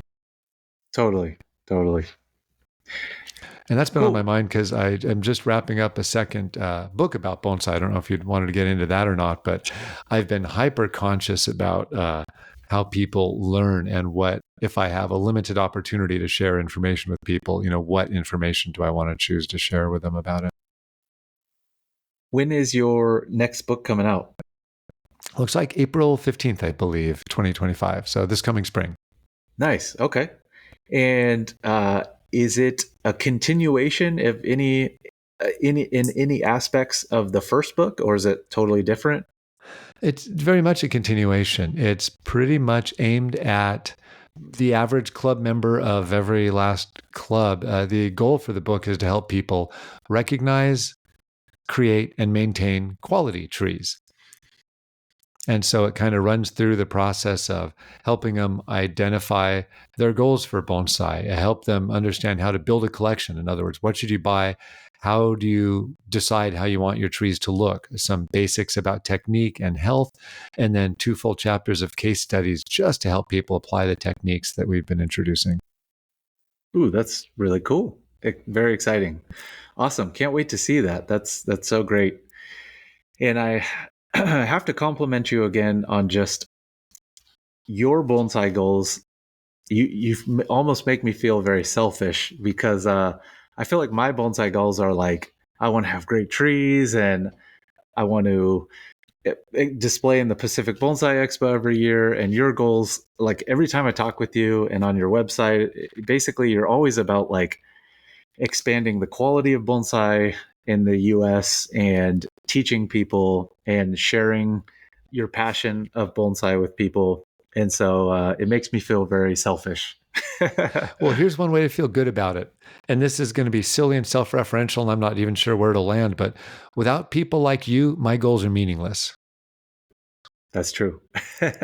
That is So true. there, you can feel great about that. So if there's anything positive at all in what I'm doing, it really relies on you doing what you're doing for anything that I do to have any meaning. So thank you for having the interest that you're having, because that helps me.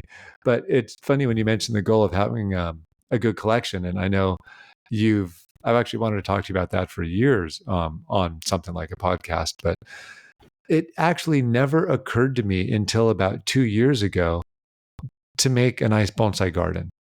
The thought didn't even cross my mind after now over 30 years in bonsai. It took about 29 years. Like, oh, I guess I could just make a really pretty space for trees. It didn't even occur. I'm watching you building your garden. I'm watching my friends build their gardens. And I just kept running mine kind of like a nursery. And so there's a lot of ways to have fun with little trees that don't necessarily involve all the accoutrement that goes into the display or care that contributes to how they look and on your property.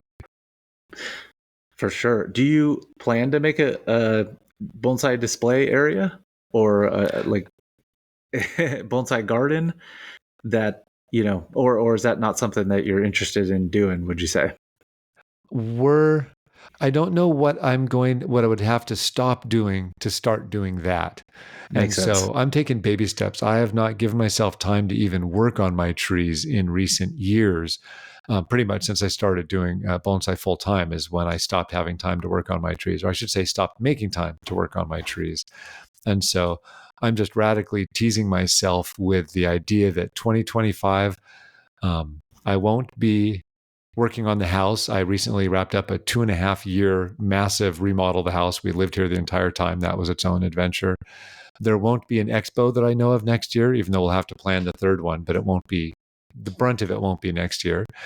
It'll be the first time I haven't been writing a book. That's another, 3-year process essentially. And so what an opportunity I have to work on trees or do actually the fun part. Awesome. Yeah. So I get very excited when I start thinking about what next year might be like. That's great.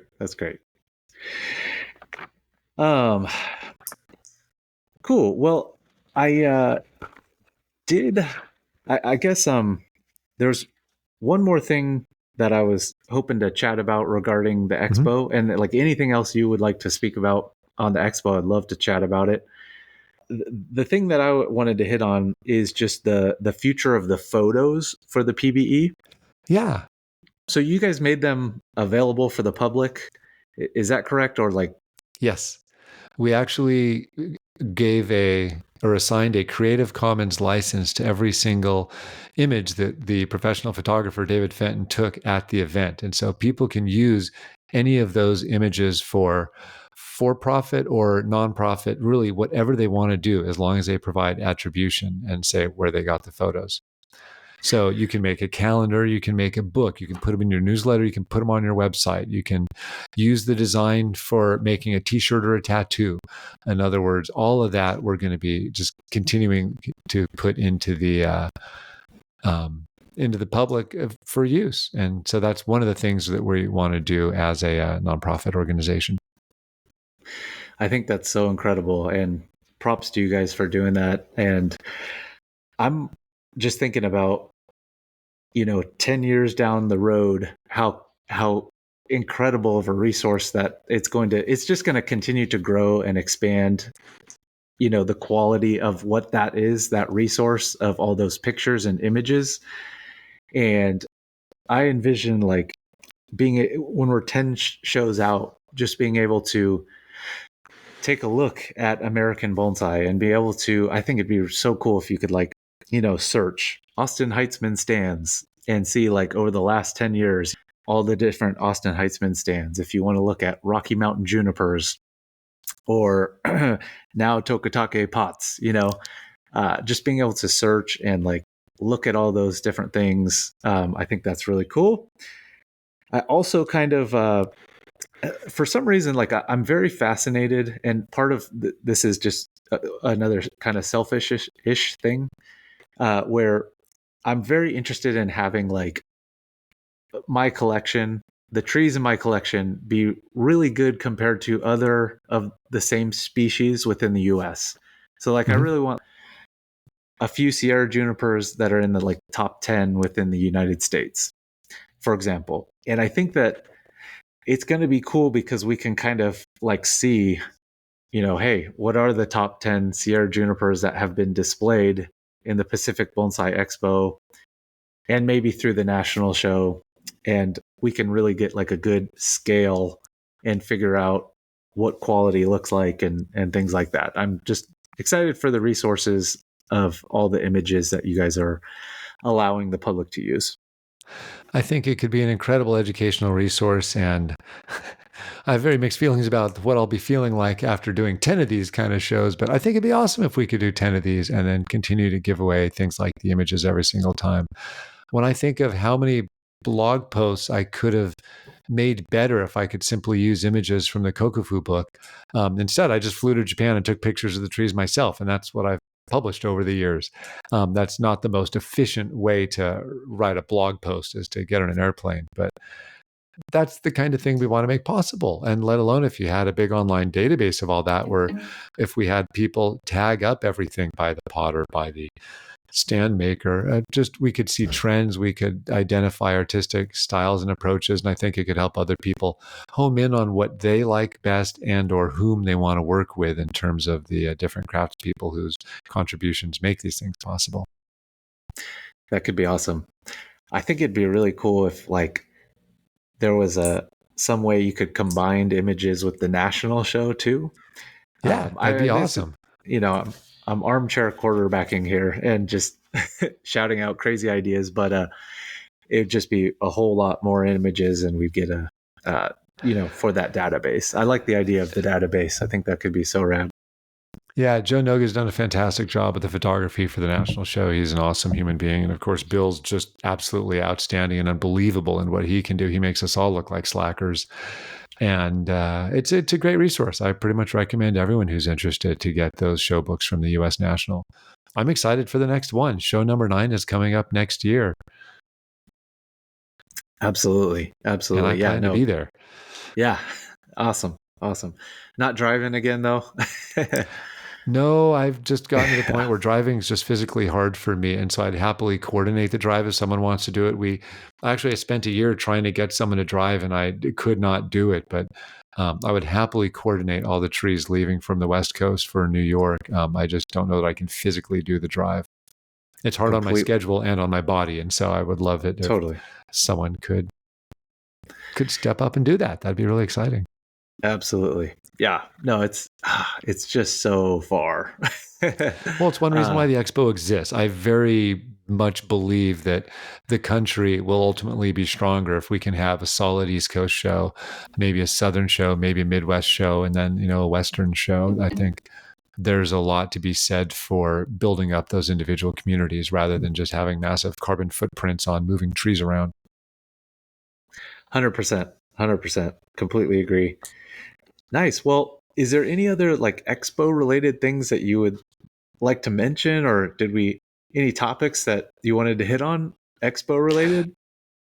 Those are the big expo ones. Just the big takeaways. We're excited. Please come if you're thinking about it. Please give us any kind of support by, volunteering, getting a t-shirt, a book, whatever it happens to be.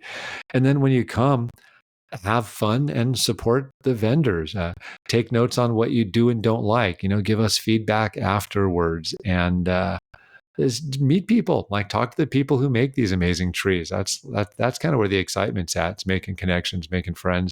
Anyone who's been to an expo or a national show will tell you that's kind of where the fun's at, is the people you meet, and they're what end up forging the memories we take away. Very nice. Well said. And I hope we are giving some people out there maybe some really bad FOMO right now. And you definitely do not want to miss this. I'm so pumped for it. Like, I can't even wait. It's a thing I've been looking forward to all year.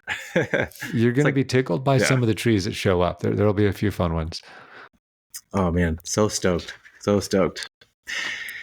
Well, I did have random questions, but I want to be respectful of your time. You're a very, very busy man. I don't want you to be taken away from the expo or writing books or your blog or your store. Oh, that's right. I've got a blog post. Yes, I'd say hit me with it. This is a treat for me to be able to catch up with you. So this is super fun. Awesome. Well, I kind of just have a bunch of random questions for you, if that's okay. They're more tree Yes. related, just generally speaking, and some just things I've been thinking about. What shade cloth percentage are you using right now? Oh, what did I do this year? I've used 30 and 40. I think this year I'm using 30. 30. Okay. I'm using 32. I'm thinking I'm going to go 40 next year, but I used 40 and it kept things too wet. I would say what I really want is a convertible system where I can take it on and off day to day and or use different ones. And so when I build a permanent structure, I want to be able to take it off on a cloudy day, pull it out on a hot day. And if it gets crazy hot, then I'd go up to 40. But I used 40 before. A couple things appreciated it, but mostly it kept things too wet and too dark. well, if you do create some type of retractable shade cloth structure, I mean, I think that's the ultimate right there. Yeah. I think I'm gonna have an area where I have 40 and an area where I have 50. Although now you're making me second guess myself, and I may go 30 and 50. I'm not sure. Or But 20 and 40. Yeah, I would want to go light because I know you grow your redwoods in shade. I can still grow them in full sun. And actually, had an interesting chat with Ryan Neal about whether or not to grow redwoods in sun or shade. There's kind of different approaches about that. yeah, It's interesting. does he? I would assume he's full sun. Yeah, he likes doing redwoods in the sun, and I told him I like Okay. doing the same thing. I've done both. Redwoods get pretty in the shade, but they also grow looser in the shade. Yes, and you know, I think the reason I switched over to shade was because I got a little bit of sunburn one year, Mhm. and then I was Mhm. actually talking to Eric Schrader, and he's like, "Hey, try them in the shade," and I did, and I just haven't changed since. They seem to be growing fine, but I only have So 30% shade cloth too. the techniques you use will impact whether or not they get sunburn, and that's where it gets a little more complicated. Is whenever you expose shaded foliage to the sun on redwoods, they're very apt to get sunburn, and you're stuck with those burn needles for another year or two until they fall away. So depending on how full you're keeping your trees, when you think of Ryan Neal's technique for redwoods, totally natural to want to keep them the sun. Interestingly, I find watering easier when they're in the sun than when they're in the shade. It's like it Got kind of it. makes them tougher. They're super thirsty, but if you're watering all the time, it's actually very easy to keep them healthy and they grow even faster than when they're in the shade. Yeah, Shade also is different whether it's warm shade or cool shade. So I'd never compare my results to someone's garden who has triple digits in summer growing redwoods in the shade. That makes all kinds of sense. But for where I sure. live, it's super mild. And so it the intensity of the sun is a different variable without the heat to accompany it. So Absolutely. it's an interesting topic with that, but yeah, Yeah. shade cloth's interesting. I just need to get more flexibility because some years we have summer, some years we don't. We didn't have summer this year. We had a good spring, we had no winter, and we more or less had no summer. The only heat we've had has been mild, and we're having it right now.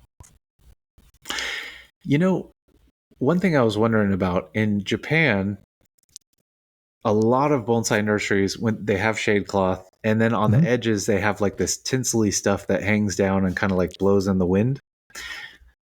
Do you know anything about that? Like what the benefits would be over just putting shade cloth there? And then like why is that just sold in Japan and why don't we not see it here? Any I don't. thoughts? That'd be a good question for someone that has that there. I know exactly what you're talking about, and I don't know if it's just old frayed weed cloth. I mean, shade cloth. It literally could be as simple as that, or if it's just to cut down a little bit on the sun as it pokes around the edge. I know in my garden, um, I don't have sides on my shade cloth typically, but the side that gets the afternoon sun, I wish I did have some little flowing stringy things hanging down to cut away a little bit of that light intensity. Gotcha. But if I were Nice. to totally enclose my shade cloth, like I would recommend to someone who lives where it gets crazy hot, I would have massive, even more fungus problems, and I would just never water anything because it would be not enough movement of air, not enough light, not enough dry air coming in. Gotcha. I put shade cloth on the sides of mine, but I got like a Uh-huh. custom cut. And so it's like stands maybe 3 inches above my head. Uh-huh. And so it blocks most of the light out. But then I also have pretty high benches Mhm. or pedestals. So that's kind of how I set my stuff up. But I'm always curious about the danglies, you know? Yeah. I'll have to ask Yeah, some we'll have other to look people. into that. Next time I'm at a garden in Japan, and I'm always there in winter, so I never see them. But if I am there and I see them, I will have to ask now. I feel like I see it all the time, like in photos. I don't know. Yeah. Gotcha. Okay. I was hoping to pick your brain on oaks a little bit, if that's okay. Mm-hmm. I noticed you have cork oak in your collection. You have coast live oak. Just any general tips you have for individuals, like in terms of like soil mix, any general trends that you've seen with oaks? I love oaks. I don't know about I'm yourself. a It huge seems like fan of yourself. oaks, and I'm planning on growing more and more of them. It's the two species I've been collecting the most of in recent years have been oaks and redwoods, actually. I'm finally getting close to the stage of life where I'm mature enough to grow things that do well where I live, as opposed to growing what I want to grow. Smart. That's smart. Much easier said than done, I will say. Um, some things about oaks, other than that they're fantastic, and I think a lot more people should be growing oaks because I think they do well just about everywhere with the right care. I'll tell you a few things I haven't figured out about oaks. And that I find kind of fascinating. The cork oaks seem pretty straightforward. California live oak, a little bit less straightforward. And one interesting thing about the live oaks is it seems like they're either in go mode or in not go mode. And it's not always obvious what's going to put them into grow mode as opposed to just kind of hang out mode. Interesting. So one concrete thing I have learned is, interestingly, oaks, and specifically live oaks, somehow turn the soil into concrete. Have you noticed that? Yes, I have. Yeah. I don't know what's totally going on, but it's like the roots, something is going on in the soil where it creates this brick-like environment where drainage is pretty awful. And I tend to find that going harder on the roots is more likely to make the tree healthy than not going harder on the roots. And I shouldn't say going hard on cutting the roots, but going hard on the root ball, digging out that nasty soil to make sure there's good drainage and good aeration in there. Nice. Do you go like an akadama mix? I've used a bunch of different percentages of akadama, but in general, I think soil mix has far more to do with people's climate necessarily than with a species necessarily. I agree. And so any comments I make about that it might be helpful for you, but it wouldn't be helpful for 90% of the people listening because it'll be warmer where they live in summer. Makes sense. And whether people go really high or really low on akadama tends to be more a factor, and same with particle size. It's more a factor of how frequently you're watering. Oaks do really well in high pumice mixes.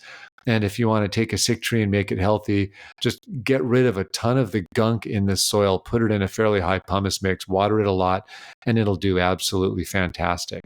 But when the roots are staying too wet and the wet-dry cycle starts slowing down, watch out. It's just going to stop growing and not do as well, and you'll be ready for another repot.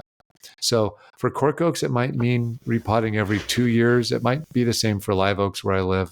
That's one of the things I'm trying to answer right now. Nice. Yeah, I think in Europe, I've heard that they use Kanuma mixes, or maybe certain people in Europe use Kanuma mixes for cork oak.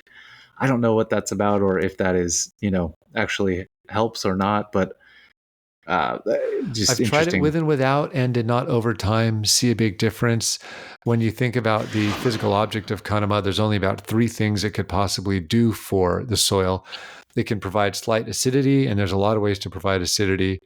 It could provide some, micronutrients that are kind of leaching out of the thing. No idea whether or not that's making a difference. And even if it did, there could be other ways theoretically of delivering that. And then the third would be the behavior as a particle, its ability to retain water, release water, and break down or not break down over time. And so I don't know if there's a hypothesis as to which, if any of those 3 things are making a difference in the mix. But in my limited meeting for smallish numbers of years, I've not seen differences with or without using it in the soil. Gotcha. Peter kind of pointed out something interesting, and I think a mistake that I was making with coast live oak is that I was underwatering a bit. Uh-huh. And I think this also comes down to where you live specifically, right? If you're in the Pacific That's Northwest, big time where you live. yeah, it's raining all the time. Whereas where I'm at, the humidity's kind of low and it's much drier. We don't get rain very often. But what Peter pointed out to me was like the new growth. So like a shoot that is newly grew on a coast live oak. Every once in a while, I'd get like a little bit of wilt on it. And even though I watered not too long ago, it seemed like to me. And so this year I've just upped the amount of water that I've been giving the oaks, and they seem to have been responding very positively, which is just different and interesting. All credit to Peter there. So all credit to Peter / when the tree's wilting, it's not wet enough. Like we all know this. So For sure. you had the sign on that one. And oaks are one of the great species that when you have young shoots, boy, do they let you know about it when they don't have enough water. And I think most people don't read the signs that look, a healthy cork oak or live oak that has new shoots on it will appreciate a ton of water. You will find that pouring a lot of water on a tree that's not growing, that has poor soil or good soil that's all been clogged up, I've never seen that help the health of the tree. Maybe if it were super hot where I live, but where the weather is mild, I've never seen a case where watering a wet tree is going to do any good for it. And so I'd say that Great point. yes, and there's going to be some other factors there depending on where you live. 100%. 100%. If you've got new growth and it's draining well, then you can water oaks a lot. But watch out. An interesting one, I had a tree that dried out a lot faster than I expected. And I got to where I would water it and see that it was dry just 2 hours later. I looked with my eyes, saw that the water was draining down below the surface, and then it would be bone dry just 2 hours later. And I just scratched my head again and again about it. You know what was happening? The root ball kind of congealed differently in different parts of the root ball. So 90% of the water was all flowing down one corner of the root ball, and 90% of the root ball was bone dry, because as the roots kind of start clogging up the soil and the akadama starts breaking down, water does not percolate evenly through that whole root ball. I perforated the root ball throughout the entire thing. And then I noticed that the tree, not only did it never dry out, not only did it not wilt, but I could go 2 or 3 days between waterings and it was growing just as healthy. So I don't think that's the case most of the time, but it's been interesting to see that that's one of the ones that I have to watch out for the most is water appropriately. The answer is rarely more and less. It's more like, what's your tree? What signs are you getting? Investigate a little bit and then kind of water accordingly. You're 100% correct there. And what I stated was very generalized, but just... And it's probably true for most growers. It's actually, yours is probably the more helpful to most people. I just find that living in a place that's not most people's weather, it's made me really qualify how I talk about things or how I teach it, how I write about it. For sure, 100%. Yes, I also am field growing oaks, coast live oaks, which is like the most ridiculous thing ever. Interesting. I have 15 on my property here in Napomo. But I I think the oldest ones are probably 7 years now or something like that. And I did like the acorn seedling cuttings to get some nice nabari. But the vision that I have in my mind and the reason that I'm field growing, and when I say field growing, I started them. So the last 6 years, they've been in containers, and then I just put them into the field because they actually have nice nabari now. And I just want it's thickening time. But I like the idea of an oak, coast live oak with nice nabari in a natural oak style where there's lots of multiple trunks as opposed to just one trunk, and the branches are going like up and out and down. So that's kind of what I'm doing there. But it seems so silly. I was going to ask what your goal was, and I'm so happy to hear it because oaks and other species like redwood, you can shape them like bonsai or you can shape them like oak. And I would love to see more multi-trunk oaks and oaks that look like oaks. I think if you have a trunk that makes a perfect informal upright, that you should make an informal upright style and then try to play up the characteristics of the species, which are primarily undulating branches. And that's all based on kind of the angles at which the leaves emerge from radially from the shoots. But boy, will it be fun when we see more oak-shaped oaks. I think I don't know of a single example of great oak-shaped oaks that we can kind of share with people. I've got one I'm Yeah. working on. It's years out at this point. Nice. Very cool. Yeah, I'm 100% there with you. Oak-shaped oaks. Say that 10 times fast. Oak-shaped oak, yep. I've got a cork oak that I'm hoping to get in the expo possibly 2 years from now, and another one 4 years from now. So I've got a couple corks in the works. And gosh, the live oaks actually, I've got a live oak that could be in as soon, also 2 to 4 years. I have 1 or 2 live oaks as well. So I've got a couple that I'm hoping to be able to show in some relatively soonish timeframe. Nice. Yeah, I've seen some pictures that you've posted, and they look pretty stunning. So some pretty thick trunks you got there. I like it. Yeah, that's actually one point to make about oaks and specifically cork oaks, possibly the single most apically dominant species I've ever worked with. If you want to reflect the thickness of the trunk and the branches, you've really got to go hard on the top of the tree to let those lower branches run, or you're just never going to have a branch with character, or even a living branch in extreme cases. They are just really radically apically dominant. I'd say to everyone, be creative in how you interpret that statement, but anything you can do to get the size out of those lower branches before doing anything else, you're just not going to have a chance to do that a second time without cutting everything off. If Very there's a nice. shortcut, please let us know, but I've yet to see one. For sure. Yeah. Peter's really big on developing the lower branches, as you know. And one great. thing we've been doing is when we put a tree in a box, we will straight up put another board onto the box that just goes completely vertical. And then we'll tie the branch on so it's like orienting upward. So you don't have to like wire it and then unwire it and then wire it and unwire it. Just like tie it up so that it's facing upwards and so that it grows nice and strong and thickens for you. So I use guy wires and I just literally grab a branch and pull it until it's pointing upwards.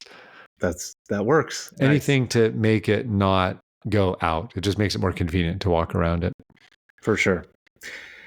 One thing I'm curious about oaks is I feel like we have not, like I haven't seen a lot of grafting techniques with oak, and I'm very interested in that. So the only thing that I've heard is I heard that Julian Tsai thread grafted a Coast Live Oak, and I think he only did one. Sorry, Julian, if I'm wrong here, but I heard it was successful. So I hear that they can thread graft, but like you don't hear about people, scion or thread or approach grafting oaks. And I think that it could help us develop them. Like I have a tree that I collected, and it's got 3 nice roots, like surface roots, but it could really use more. And I would love to approach graft it, but I'm just scared to attempt it, because I don't know if it works or not. Any thoughts on grafting? You think scion grafting would work with oaks? What you just told me is as much as I know about grafting oaks. Boy, I don't know the first thing about it, but using a little 4-inch whip and thread grafting it, leaving the roots sticking out near the base and have, the top stick out the back somewhere, that seems like an eminently doable kind of thing. For it sure. grows so fast, you're going to know within a pretty short amount of time if it's going to work or not. But I hadn't thought of doing that with the roots. I think that could be a really good use of the technique. Yeah.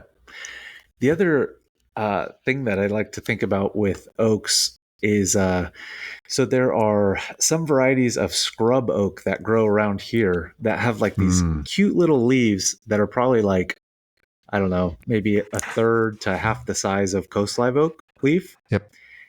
And I'm like, man, if you grafted that foliage onto like a little, Coast Live Oak trunk, like you could make like a killer little shohin or small, medium-sized trees.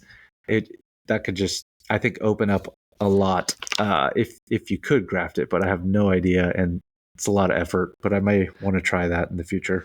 That's super easy to experiment with. I would just try a bunch of techniques and see. For small trees, I think that makes all kinds of sense. In general, for medium or bigger trees, it should be totally fine. But if you're going for a different look and or really small trees, oaks are challenging at the Shohin level. I've worked on a bunch over the years, and not super straightforward. You just kind of do what you can with it. They just kind of have a different rough look to them. But I do have a nice Shohin trunk that I want to work with, and so that would be, for instance, a great candidate. Very nice. Yeah, you should check out. I like the scrub oak. I just want to oaks. see some scrub oak bonsai too, because sure. I keep wanting to believe that there's a ton of great trees waiting to be collected out in the foothills somewhere, but I haven't really seen that happen yet. I've seen very few scrub oaks come out so far. That's true. I haven't seen very many either. Yeah. They're so great species for bonsai. At least I think. Like I haven't taken care of one personally, but the one thing I'm probably most excited about oaks than anything is I think we have barely scratched the surface of what we can do with branch density and structure on oaks. I think we could do the kind of work you'd expect to see on a really mature Elaeagnus or a lot of the broadleaf evergreens in Japan, where you can see those kind of finger-like branches at the base of the pads and the green up on top. That does such a good job of conveying both artistic design as well as age in the branch structure. I would just love to see more of that. Very cool. Very cool. Awesome. Well, I think on my list of questions, that is about most of them. Only like one more super random question for me. Did the cement air layering, has that gone well? And are you going to keep doing that technique? It's a good question. There's so many different ways to skin that cat. I think I don't even know who to credit originally with that. I know Andrew had mentioned that now had done it, but I'd actually been reading about it for years. Andrea Merigioli's Maple book is actually where I probably first saw the idea, if not some Japanese magazine. So it's been around, totally usable and good technique. I'd say it worked just fine. I did 2 large horn beams, and it seemed to work great in both cases. And so if I were working with a large enough tree, it's kind of cool in that it creates a barrier exactly where you want that's not going to let root growth escape from one end into the other. And so the removal process was really hilarious and fun. And so, yeah, I'd definitely be down for trying it again. Was the removal process a lot of work, like very gritty, hard work? Well, it's interesting. It was a little easier because you're either working in the safe zone or the be careful zone. The top Makes half sense. is all perfectly arranged, and you've got this wonderful cement barrier letting you do whatever you want below it. And so we were just able to carve away all of the soil very, very quickly, use saws and just no hesitation, sawzalling with no hesitation whatsoever to cut anything large out of the way. And then when you're all done with that and have a small stub, a few taps from a 3-pound sledge, and it literally crumbled right away, leaving kind of a perfect root base. It was better than expected. What I would have done differently is used root hormone, because I used 0 the first year, which was just out of curiosity to check, and shocker, it didn't do half as well. So I reopened the wound a year later, wasn't even careful about it, just put a whole bunch of hormone in there. And after the second year, they looked pretty good. So I was able to remove them. The trees have been healthy all year. They've grown a year now since separation, and they held their foliage. They didn't brown out at all, but I didn't see a lot of new growth. And so I'll be curious if the tree was investing its resources in roots. I was planning to leave them 2-3 years. So I did no pruning on these trees all year. They're just like these big giant hornbeam with no new shoots on them for the most part. So ask me again in a year, and then I'll have a much better idea of how they respond, and then we'll go from there. But will do. Super, super fun to try. Yeah. Awesome. I would like to try it. It's just a fun and funny technique to me. So I would very much like to try it. And it seems very logical, and like, it's great that you get the cement so that the roots will all jut out and run laterally and the barrier. So that's fantastic. I wonder if oaks air layer well. Do you know the answer to that? JT has suggested that they do air layer well. Haven't done it. but he has suggested they do well. Nice. I know in general, air layers work better when you've got good sap flow through the area. And often when we've got oaks that would benefit from layering, it's because we have large sections that don't have live roots. And so I would not think of that as good a candidate if that were the case. Makes sense. Makes sense. Cool. Awesome. Well, I think that's about all that I got. Was there anything else you wanted to chat about, or any other things you wanted to discuss? Nothing big that comes to mind. We hit a lot of the big ones. I mentioned that we're putting on a big show in a couple months, so come to that. I mentioned that I've got a new book coming out next year. It's called Bonsai, or the Essential Bonsai Book. And I'm very, very excited about that. I'll probably be saying a lot more about that in the coming months. Like the cover's all done. I'm actually proofing the last draft right now before it kind of goes out to print. And that's been a huge chunk of work. And since really the next focus is to be able to spend more time on trees, that'll be just more opportunity to see what does it look like when I get as much time as I want to work on trees, and kind of see what comes of that. Awesome, man. Well, hey, thank you so much for jumping on here, and a much bigger thank you for everything that you do for the bonsai community. I can't believe that you're putting on the Pacific Bonsai Expo for the second time now. Just a massive thank you to you, Eric, Andrew, and everyone else that has helped there. But it's just so incredible to see it go from these like parking area conversations to actually coming to fruition, and like for the second year. It's so cool, and I just am so appreciative, and I think everybody in the bonsai community is very appreciative, and so like it's really incredible, man. Thank you so much. Great work. You're super welcome, and I appreciate that.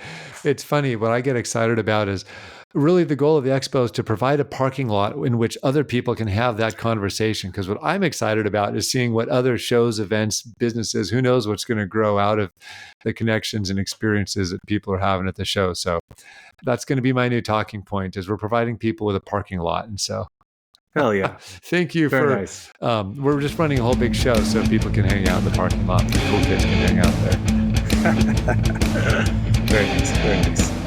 Awesome. All right. Well, hey, thank you so much, Jonas. Really appreciate it. If I can help with anything, just let me know.